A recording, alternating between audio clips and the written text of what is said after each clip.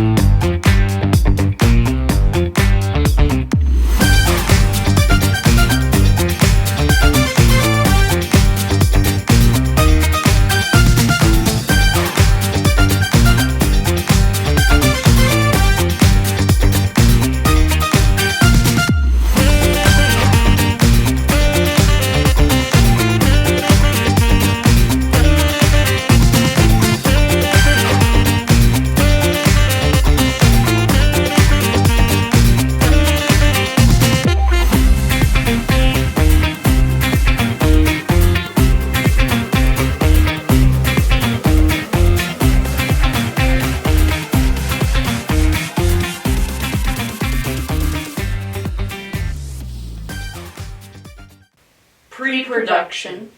In the pre-production phase, you need to start with an initial idea for the video. It could come from brainstorming sessions, client briefs, or creative pitches. The goal is to define the purpose, message, and target audience of the video. Once the concept is clear, a scriptwriter or a team of writers creates a script. This script outlines the dialogue, actions, and scene descriptions. It's the blueprint that guides the production process. Visualizing the script happens through storyboarding. Here, scenes are sketched out sequentially, giving a rough idea of how the video will unfold visually. It helps in planning shots and transitions. During pre-production, technical aspects such as camera choices, lighting setups, sound equipment, and any other special effects or CGI requirements are planned and tested. Production. In the serene streets of Lee, away from the spotlight, a small production blossoms through the quiet dedication of its behind-the-scenes crew. From the crack of dawn, the crew converges, transforming ordinary spaces into cinematic canvases. Lighting rigs are carefully positioned while the crew meticulously adjusts camera angles and props. Camera operators work in sync, ensuring each shot is framed to perfection. Their expertise turns simple setups into visually captivating scenes. Guided by the director's vision, scenes come to life. Each decision from casting to choreography is crafted with meticulous attention to detail. Sound technicians capture the subtle nuances that enrich the storytelling. From the gentle hum of traffic to the chirping of birds, every sound adds depth to the video. Post-production. Hello and welcome to the editing process. Here is our video. Hello and welcome to You Learn Something New Every Day. I'm your host, Bradley Stone, and here is our guest, Marc and Bradley, here to learn something new today. Why don't you spin the wheel? And our first fact is, in 1989, the Soviet Union gave Pepsi 17 submarines, making it the 6th largest navy in the world. It's country rules competition. And there is our video. So now we are going to edit a wheel there for us to have. So let's get that wheel.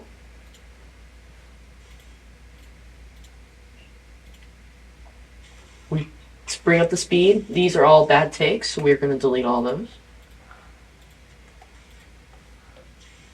And then we are going to put that in there, so we are going to press cut or in, which and drag this. And then we can do backspace, put our wheel in there. And then we have an ugly green screen background. So now we need to put our green screen here on both of those, which now we have our black background. But then if you want to, you can go to story blocks. And here we have already picked out a question mark video, which we are going to download. Here it is. Then you go up to the arrow, go into here and find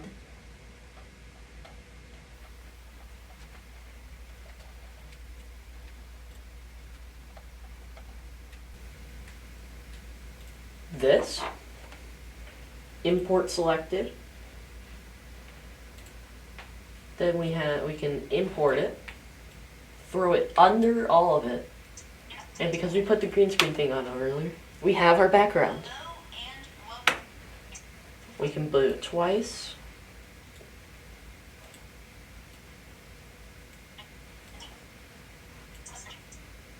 Trim it down. And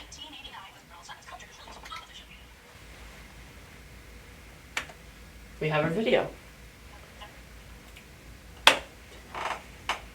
Hello and welcome to You Learn Something New Every Day. I'm your host, Bradley Stone, and here is our guest, Mark Coolidge, here to learn something new today. Why don't you spin the wheel?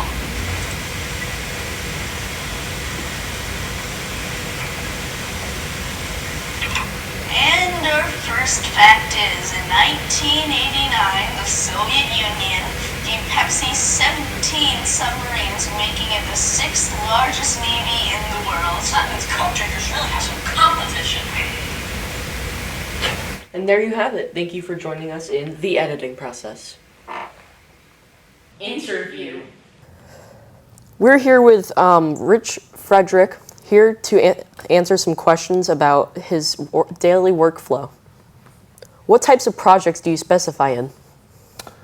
Well, this is community television, so we focus on,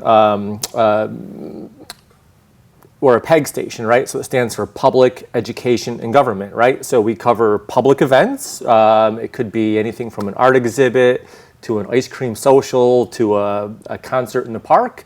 And we also cover town meetings, select board meetings, and school meetings. So, but most of our work in the field and in the studio revolves around community events and community news. Could you describe your typical workflow for a project? Workflow. So if someone wants to, I guess depending on whether we're going to create something in the studio here, there's kind of two different projects, a studio project or a field project. A studio project involves setting up turning on all the equipment and the switcher and microphones and cameras and getting people at the table here, and if there's anything to display, get that all set up, record the show, and then we move on to the editing process. If it's a field shoot, it's a little bit different because you would then come into the studio, you would pick out a camera, a tripod, a microphone, and you would actually travel to somewhere. And once at that event, you would conduct interviews and shoot various pictures, travel back to the station, download the digital card from the camera into the computer, then begin the editing process. And then in the editing process, you kind of cut up I use the word tape, which is old-fashioned, but you would cut up the pictures and cut up the interviews and create your project and add titles and graphics. And when you're done, we present that on our broadcast channel and social media and YouTube page. Yeah, it's quite the process, and as you guys have experienced, it takes days, right? It's a short video could be done in a day, but generally it takes days to record, to line up people to interview, and download your material and work on the computer. But that's kind of the basic workflow. What kind of equipment do you use for filming and editing? We use all digital. Everything is digital now, right? There's no more tape. There's no more film. So the cameras are they're digital, and they record to a small digital card, much like you would have in your digital camera at home. And the editing is also digital. We use Final Cut Pro and we use Adobe Premiere Pro. I know you guys have been using Final Cut Pro quite a bit. So everything's digital, and what's great about that is all your files are stored on a hard drive. They're safe. They'll be around forever. If you make a mistake in editing, you can always undo things. So I think it's a lot of fun to work with the digital cameras, and I think it makes things much easier. What is your approach to handling unexpected challenges during a shoot? Unexpected challenges. I think every shoot has an unexpected challenge. I think you need to take your time and be patient. And when you go to interview somebody, you want to make sure that the microphone is placed correctly on their clothing, and that there's like in the background there's not like a tree sticking out of their head, or the sun is too bright. So I think if you take your time and you set up your interview with a nice backdrop, and sometimes stand in and like even here in the studio we have a lot of artists come in, right, and they bring in like 10 paintings, and you're like, oh my gosh, where are we gonna, so if you take your time and place the paintings in the right spot, and I think don't feel rushed. One of the things with video production is sometimes you feel like I have to hurry up and hit the record button, and so my guests can say what they want to say. But if you take your time and make everything look really nice, that's the best approach to it. It's just patience, and look at the TV screen and think about it for a minute. Does everything look good in there? And then when you're happy, that's when you hit the record button. What options do you offer for video delivery formats and resolutions? Video delivery formats. Well, since everything is digital now, most cameras shoot what's called MPEG video, or files for the internet are called H.264, which is high definition video that can be compressed to a smaller file to be put on, say, a Facebook page or a YouTube channel. As far as recording formats, that would be like high definition and 4K. Now 4K is a big leap in technology.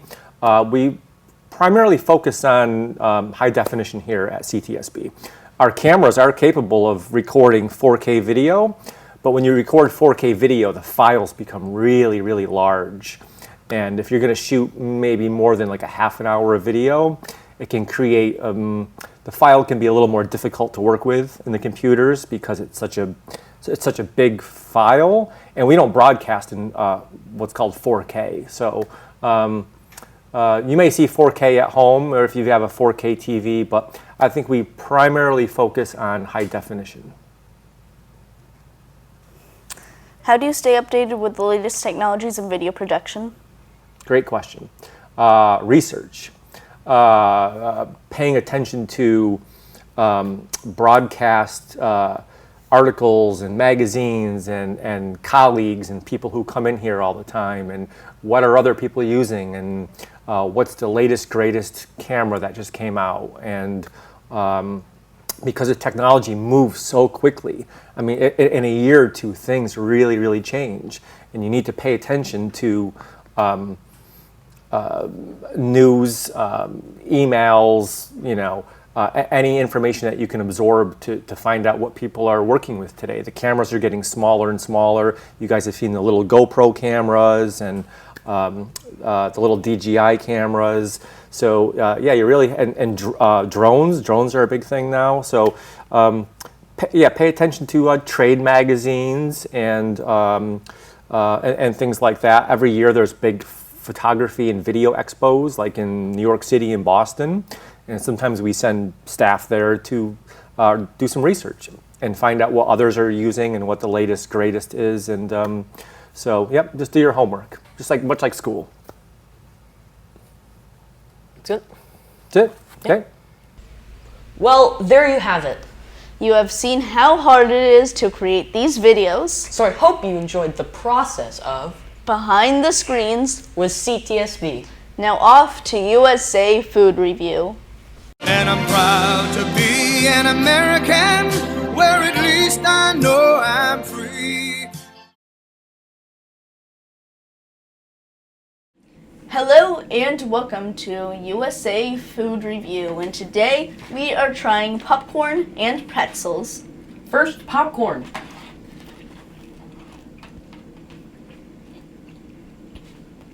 I rate it 11 stripes out of 13. And I rate it 45 out of 50 stars. And now time for pretzels.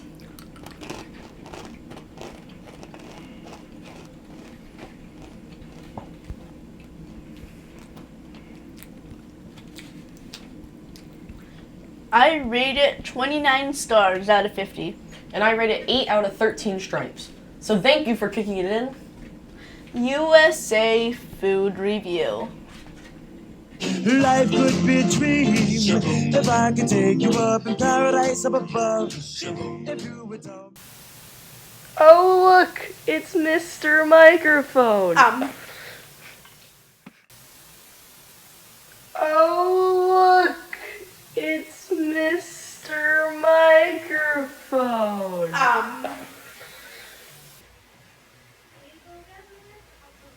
You're still here? It's over. Go home.